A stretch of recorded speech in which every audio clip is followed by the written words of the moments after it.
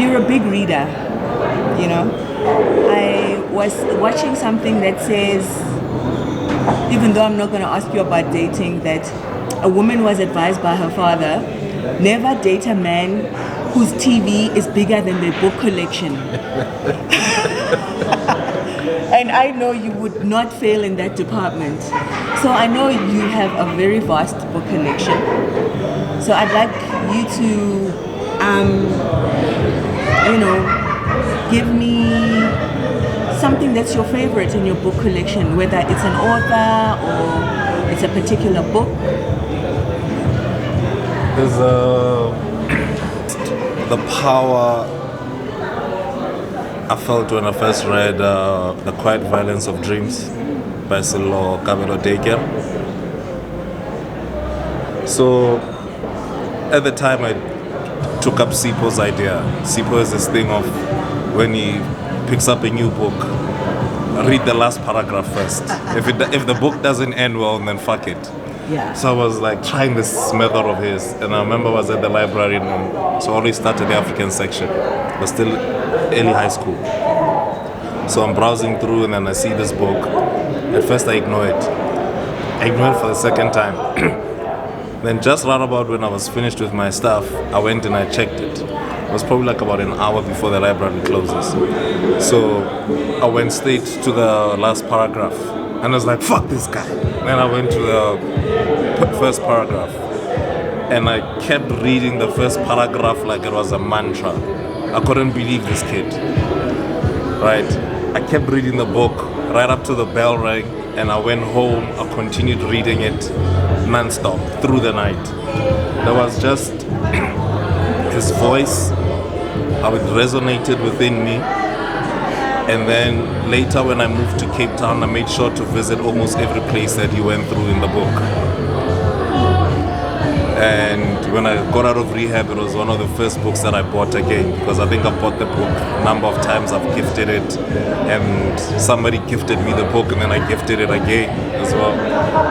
So I wanted to reread it again, this time around from a different and a more mature perspective. So almost 20 years later, rereading the book. The thing about him is that he spoke from a place that I could relate to, and with a simplicity of craft that is so enviable. His sentences are short, they're clean.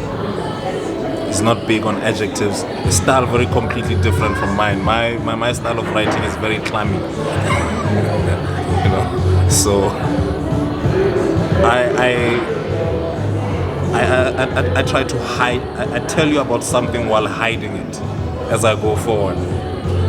Whereas his technique is totally very different, and I really like that about that book. And also the fact that he was struggling with both many issues.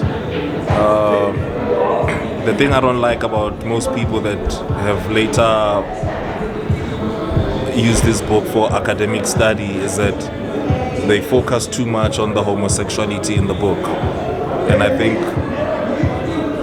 that misses the point a great deal of what the book is about. I'm not going to tell you what the book is about, but there's an obsession with death,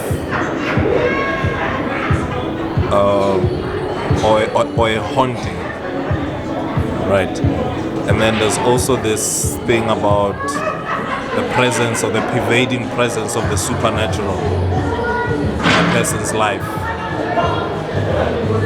And those were things that drew me into the book, and how his experiences through the novel and the progression, and some of the imagery and the references that he dwelt on to try and illustrate this reimagining of a new renaissance, so to speak. You know what I mean? So I really love that about it, and just how vulnerable he really got into the book. So it made him stand out, because I was reading quite a great deal of African writers, and from across the continent, female writers, authors, political ones, and all those kind of stories. And his spoke to me, spoke to my generation, and the book was peppered with tiny little nuances that I enjoyed, because I was like, oh shit, I remember that too, you know? So it felt like one of the older brothers that I grew up with in the streets. So that's what the book became valuable. Then there's another book as well, which I've always carried with me in most places. Even if I don't travel, I just love having it around. Even if I'll just like take a sneak peek. Suppose Pamela's the same. It's one of those, they call them the 70s poets. But he was also a writer. And what's special about that book is it's also one of those books that I discovered at the library. And then later I found a copy of it. But the copy that I found was the apartheid editor's copy, the censor's copy. So on the book cover, you know, his name is scrapped off.